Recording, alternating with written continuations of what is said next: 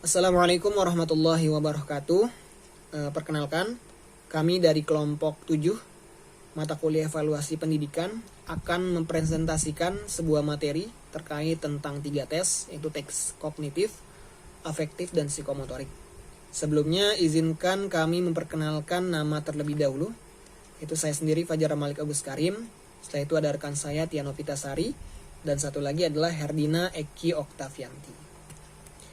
Ya, di kesempatan yang pertama ini izinkan saya untuk menyampaikan materi terkait yang namanya tes kognitif. Ya, saya akan bahas pertama adalah ranah kognitif. Ya, sebelum kita mengetahui apa itu tes kognitif, kita harus mengetahui terlebih dahulu kognitif itu apa sih sebenarnya, apa sih yang dimaksud dengan kognitif. Nah, kognitif itu adalah mencakup terkait yang namanya kerja otak atau kerja mental otak ya. Bahkan menurut Bloom ya, itu menyangkut terkait yang namanya aktivitas otak itu sendiri. Ya, jadi terkait hal-hal yang berhubungan dengan kinerja otak. Nah, lanjut berikutnya adalah dalam taksonomi Bloom kita ketahui kognitif itu ada 6 jenjang pemikiran ya. Yang diantaranya yang pertama itu adalah terkait yang namanya menghafal ya. Menghafal atau mengingat ya, mengetahui, pengetahuan. Nah, ini merupakan jenjang yang paling rendah dalam tingkatan kinerja otak yang dikemukakan oleh taksonomi Bloom atau oleh Bloom itu sendiri. Ya, jadi ranah yang jenjang yang pertama ini adalah terkait pengetahuan ya, kita mengetahui, kita mengingat saja. Ya, mengingat istilah-istilah ataupun hal-hal lainnya. Nah, berikutnya adalah jenjang yang kedua adalah lebih ke arah memahami. Ya, comprehension. Jadi kita memahami lebih detail terkait ilmu yang telah kita pelajari, kita ketahui seluk-beluknya lebih detail sehingga kita dapat ingat ya, dapat ingat di dalam pikiran kita sendiri. Nah, untuk berikutnya adalah terkait penerapan atau aplikasi. Nah, ini berkaitan dengan ilmu yang telah kita pahamin, kita aplikasikan, kita implementasikan dalam kehidupan sehari-hari. Sehingga kita dapat mengetahui, ini wujud ilmu itu seperti ini loh, gitu. Nah, berikutnya adalah analisis. Nah, ini analisis artinya kata adalah menguraikan ilmu-ilmu yang telah kita pelajari, kita ketahui hubungan-hubungannya, faktor-faktornya secara logis ya, sehingga kita mengetahui sebab kenapa ilmu itu ada, kenapa pelajaran ini perlu untuk kita pelajari, penyebabnya apa. Nah, itu merupakan bentuk dari tingkat pemikiran di tingkatan analisa. Berikutnya adalah sintesis. Nah, untuk sintesis ya, sintesis ini artinya kebalikan dari analisis. Kalau analisis menguraikan ya, mengetahui satu persatu terkait kenapa harus belajar ini, alasannya kenapa, ya kan? Nah, ini lebih ke arah mengkombinasikan ya. Jadi membuat sebuah pola, sebuah rangkaian kata atau kalimat sehingga menjadi sebuah kerangka. Nah, ini lebih ke arah contohnya adalah seperti kita membuat sebuah karangan ya, yang diberikan oleh guru, tugasnya oleh guru. Nah, ini kan kita menggabungkan berbagai macam kata-kata sehingga menjadi sebuah satu kesatuan kalimat yang utuh, yang itu membentuk sebuah cerita yang sangat baik sehingga dapat dibaca dengan penuh pemahaman. Nah, itu. Dan terakhir adalah membuat sebuah penilaian. Ya, ini tingkatan yang paling tinggi. Penilaian ini artinya apa? Kita bisa mempertimbangkan dalam membuat sebuah keputusan. Ya, baik atau buruk itu bisa kita pertimbangkan dengan sebaik mungkin karena kita telah melalui tahapan-tahapan pemikiran yang sebelumnya. Sehingga kita tahu, ini kalau ngelakuin ini bermanfaat atau tidak ya. Kalau kita ingin melakukan yang namanya perbuatan sholat, ini baik atau tidak, atau membunuh, atau mencuri dan yang lainnya. Nah, ini lebih ke arah penilaian dan pertimbangan. Oke, nah itu kurang lebih 6 jenjang yang harus kita pahamin dalam ranah kognitif yang dikemukakan oleh Bloom. Nah, lalu berikutnya adalah terkait tentang tes kognitif itu sendiri. Nah, kita tadi udah tahu kognitif itu apa, jenjangnya apa saja, 6 jenjang berpikir yang telah disebutkan oleh Bloom. Nah, berikutnya yang terakhir ini adalah tentang tesnya ya. Tes yang cocok untuk ranah kognitif. Nah, ini ada 8 tes kurang lebih ya. Bisa teman-teman lihat juga. Yang pertama adalah tes lisan di kelas. Nah, ini kan tes lisan ini artinya guru memberikan pertanyaan secara langsung sehingga siswa dapat menjawabnya dengan pemahaman siswa tersebut.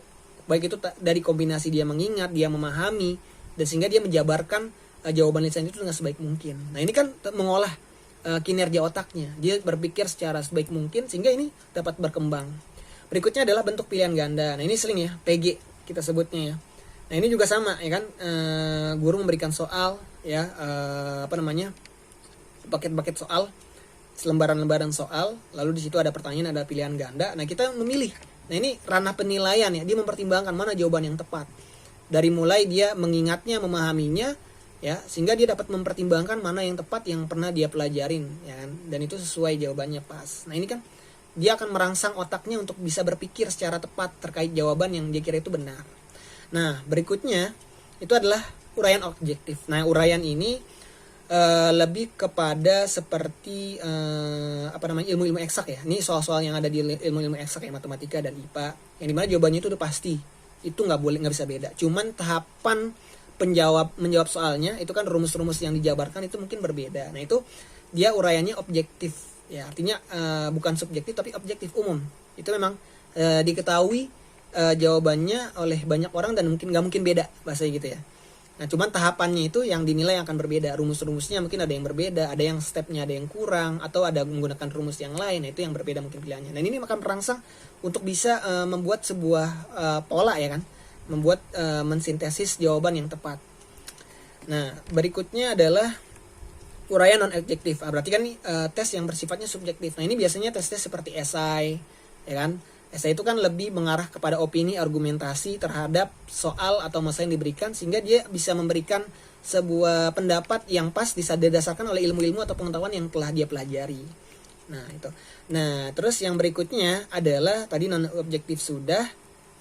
Yang berikutnya itu adalah jawaban singkat. Nah ini jawaban singkat sebenarnya tes sederhana ya, yang dimana dia tidak perlu merupakan jawaban yang sangat panjang ya, tapi cukup satu jawaban yang tepat ya. Contoh mungkin dalam IPS ya, siapakah presiden Indonesia yang pertama. Nah ini kan jawabannya nggak perlu panjang ya, nggak perlu berlibat, tapi tinggal cukup singkat aja, Insinyur Soekarno gitu. Nah itu juga merangsang daya ingat siswa tersebut.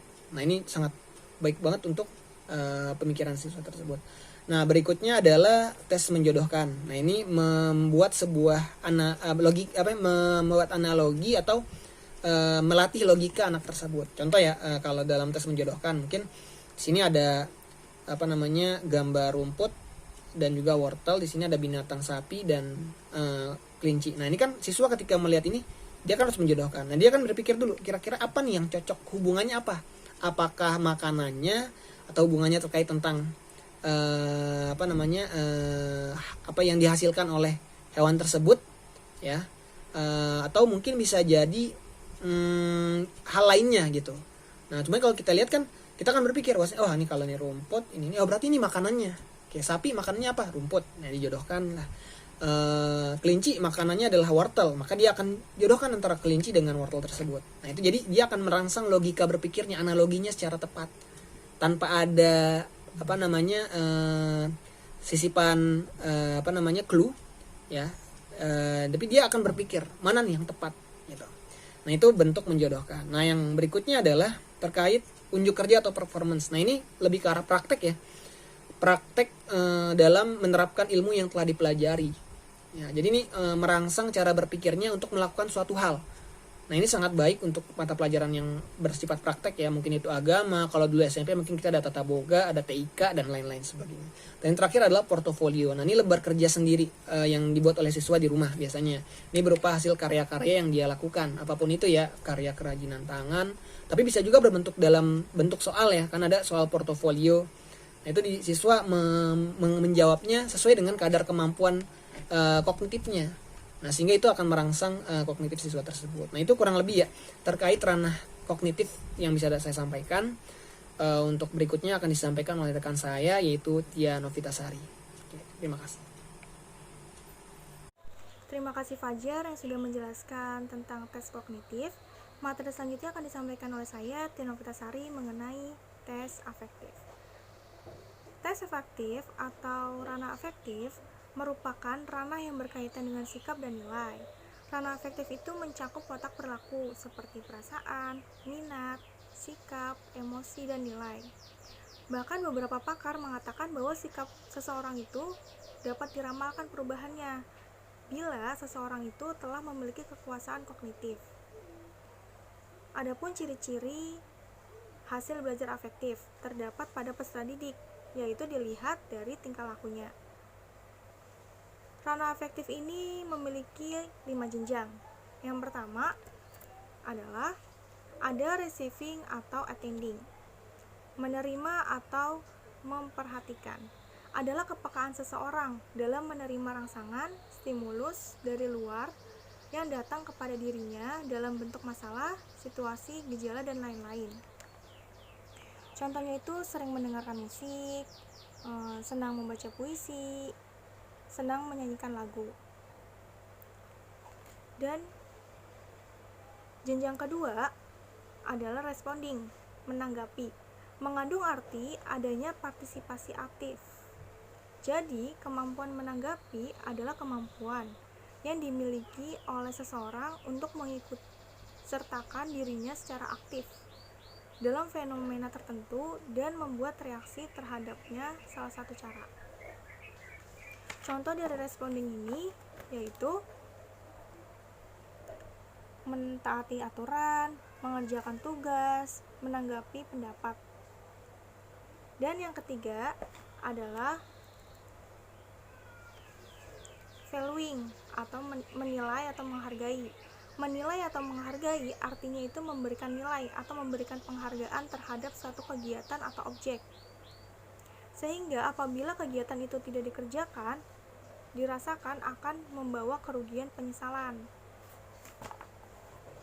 Nah, dalam kaitannya dalam proses belajar mengajar, peserta didik di sini tidak hanya mau menerima nilai yang diajarkan, tapi mereka telah berkemampuan untuk menilai konsep atau fenomena yang baik atau buruk.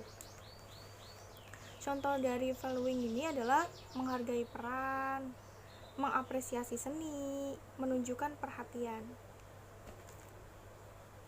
Jenjang keempat yaitu ada organization, mengatur atau mengorganisasikan. Artinya mempertemukan perbedaan nilai, sehingga terbentuk nilai baru yang universal yang membawa pada perbaikan umum. Contoh dari organization ini adalah objektif dalam memecahkan masalah, mempertahankan pola hidup sehat, menilai kebiasaan konsumsi. Dan jenjang kelima yaitu ada characterization by a value or clue complex atau karakterisasi dengan suatu nilai atau kompleks nilai, yaitu keterpaduan semua sistem nilai yang telah dimiliki oleh seseorang yang mempengaruhi pola kepribadian dan tingkah lakunya. Selanjutnya ada ciri-ciri dari ranah afektif. Ada 5 ciri-ciri. Yang pertama itu ada sikap. Nah, sikap ini merupakan suatu kecenderungan untuk bertindak secara suka atau tidak suka terhadap suatu objek. Sikap ini dapat dibentuk melalui cara mengamati, menirukan sesuatu yang positif, kemudian melalui penguatan serta menerima informasi verbal. Yang kedua itu ada minat. Menurut Kamus Besar Bahasa Indonesia, minat atau keinginan itu adalah kecenderungan hati yang tinggi terhadap sesuatu. Hal penting pada minat adalah intensitasnya. Penilaian pada minat itu biasanya itu untuk mengetahui minat peserta didik sehingga mudah untuk mengarahkan dalam pembelajaran, mengetahui bakat atau minat yang dimiliki peserta didik, atau mempertimbangkan penjurusan dan pelayanan individual peserta didik, dan menggambarkan keadaan langsung di lapangan atau kelas. Ciri yang ketiga adalah konsep diri. Menurut Smith, konsep diri adalah evaluasi yang dilakukan individu terhadap kemampuan dan kelemahan yang dimiliki. Jadi konsep diri ini sangat penting untuk menentukan jenjang karir si peserta didiknya, yaitu dengan mengetahui kekuatan atau kelemahan diri sendiri, dapat dipilih alternatif karir yang tepat bagi si peserta didiknya. Yang keempat itu ada nilai. Nilai menurut Rockage tahun 1968 merupakan suatu keyakinan tentang perbuatan, tindakan, atau perilaku yang dianggap baik dan dianggap buruk. Dan yang kelima itu ada moral. Moral itu berkaitan dengan perasaan salah atau benar terhadap kebahagiaan orang lain atau perasaan terhadap tindakan yang dilakukan diri sendiri. Misalnya, membohongi orang lain, menipu orang lain, atau melukai orang lain, baik secara fisik ataupun psikis. Moral juga sering dikaitkan dengan keyakinan agama seseorang, yaitu keyakinan atas perbuatan yang berdosa atau berpahala. Jadi, moral itu berkaitan dengan prinsip, nilai, dan keyakinan seseorang. Selanjutnya ada skala pengukuran ranah afektif. Di sini ada 5 skala. Yang pertama adalah skala Likert.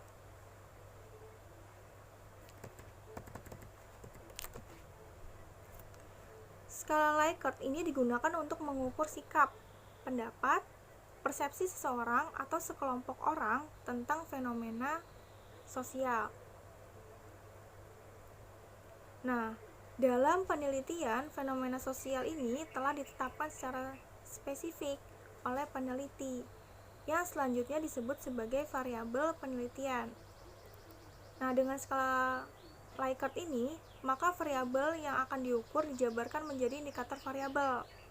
Kemudian indikator tersebut dijadikan sebagai titik tolak untuk menyusun item-item instrumen yang dapat berupa pernyataan atau pertanyaan, baik bersifat positif maupun negatif.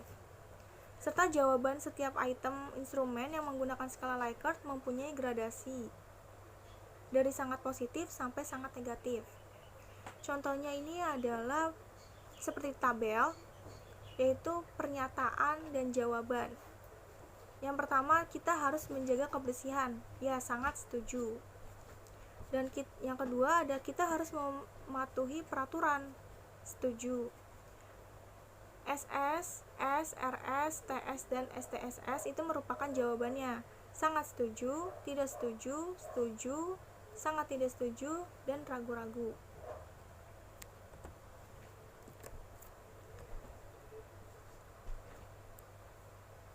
Skala kedua yaitu adalah skala Goodman. Skala pengukuran dengan tipe ini akan didapat jawaban yang tegas, yaitu ya atau tidak, salah atau benar, pernah atau tidak, positif atau negatif, dan lain-lain. Data yang diperoleh itu dapat berupa data interval atau rasio dikotomi atau dua alternatif. Dan penelitian menggunakan skala Goodman ini dilakukan bila ingin mendapatkan jawaban yang tegas terhadap suatu masalah yang Yang ketiga itu adalah skala Truston. Skala Truston ini adalah skala yang disusun dengan memilih butir yang berbentuk skala interval. Setiap butir itu memiliki kunci skor, dan jika diurut, kunci skor itu menghasilkan nilai yang berjarak sama. Contohnya seperti ini. Ada nomor, pertanyaan, sama jawaban. Yang pertama, saya senang belajar kimia. Yang kedua, pelajaran kimia bermanfaat. Yang ketiga, saya berusaha hadir tiap pelajaran kimia. Yang keempat, saya berusaha memiliki buku pelajaran kimia. Dan jawabannya itu ada skornya nih, ada 1 sampai 7. Dan skala yang keempat yaitu skala semantik diferensial. Jadi skala ini adalah untuk mengukur sikap atau karakteristik tertentu yang dimiliki seseorang. Contohnya itu penggunaan skala semantik diferensial mengenai gaya kepemimpinan kepala sekolah. Di sini ada demokrasi, ada skornya, dan otoriternya. Demokrasinya itu bertanggung jawab, memberi kepercayaan, menghargai bawahan, terus keputusan diambil bersama, dan skornya itu dari angka 7 sampai dengan 1. Otoriternya tidak bertanggung jawab, mendominasi, tidak menghargai bawahan, keputusan itu diambil sendiri. Dan yang kelima adalah skala penilaian atau rating scale. Data yang diperoleh adalah data kuantitatif atau angka. dan kemudian ditafsirkan dalam pengertian kualitatif. Contohnya kenyamanan ruang tunggu RSU Kartini. Kita bisa memilih nih, kita kasih skor berapa? 4, 5, 4, 3, 2, atau 1. Dan kebersihannya juga ruang parkirnya RSU Kartini. Kita bisa kasih skor 5, 4, 3, 2, atau 1. Nah, kemudian itu data yang dikumpulin itu dapat ditafsirin ke dalam kualitatif. Sekian presentasi dari saya. Selanjutnya akan dijelaskan oleh Herdina Eki Oktavianti. Terima kasih. Terima kasih Tia yang telah menyampaikan materi sebelumnya. Selanjutnya saya akan menyampaikan materi tentang tes psikomotorik. Karena psikomotorik merupakan karena yang berkaitan dengan keterampilan, skill, atau kemampuan bertindak setelah seseorang menerima pengalaman belajar tertentu. Jadi, karena psikomotorik ini adalah karena yang berhubungan dengan aktivitas fisik maupun aktivitas yang berhubungan dengan skill. Contohnya kayak lari, melompat, melukis, menari, memasang peralatan, membongkar, dan lain sebagainya. Dalam kegiatan belajar yang berhubungan dengan psikomotorik adalah praktik di aula atau lapangan dan praktikum di laboratorium. Dalam kegiatan-kegiatan praktik ini juga ada karena kognitif dan afektifnya, namun hanya sedikit bila dibandingkan dengan ranah psikomotoriknya. Selanjutnya, menurut Luneta dan kawan-kawan, tes untuk mengukur ranah psikomotorik adalah tes untuk mengukur penampilan atau kinerja yang telah dikuasai oleh peserta didik. Tes tersebut dapat berupa yang pertama, tes paper and pencil. Walaupun bentuk aktivitasnya seperti tes tulis, namun yang menjadi sasarannya adalah kemampuan peserta didik dalam menampilkan karya, misalnya berupa desain alat, desain grafis, dan lain sebagainya. Yang kedua, ada tes identifikasi. Tes ini lebih ditujukan untuk mengukur kemampuan peserta didik dalam mengidentifikasi sesuatu hal, misalnya menentukan bagian yang rusak atau yang tidak berfungsi dari suatu alat. Yang ketiga, ada tes simulasi. Tes ini dilakukan jika tidak ada alat yang sesungguhnya yang dapat dipakai untuk memperagakan penampilan peserta didik, sehingga dengan simulasi tetap dapat dinilai apakah seseorang sudah menguasai keterampilan dengan bantuan peralatan tiruan atau berperaga seolah-olah menggunakan suatu alat. Yang keempat itu ada tes unjuk kerja. Tes ini dilakukan dengan alat yang sesungguhnya dan tujuannya untuk mengetahui apakah peserta didik sudah menguasai atau terampil dalam menggunakan alat tersebut. Selanjutnya, penyusunan tes psikomotorik. Dalam penyusunan tes psikomotorik itu ada dua, yaitu yang pertama ada penyusunan butir soal bentuk daftar cek dan penyusunan butir soal bentuk skala penilaian. Yang pertama itu ada penyusunan butir soal bentuk daftar cek. Daftar cek berisi seperangkat butir soal yang mencerminkan rangkaian tindakan atau perbuatan yang harus ditampilkan oleh peserta ujian, yang merupakan indikator-indikator dari keterampilan yang akan diukur. Oleh karena itu, untuk menyusun daftar cek hendaknya mencari indikator-indikator penguasaan keterampilan yang diujikan.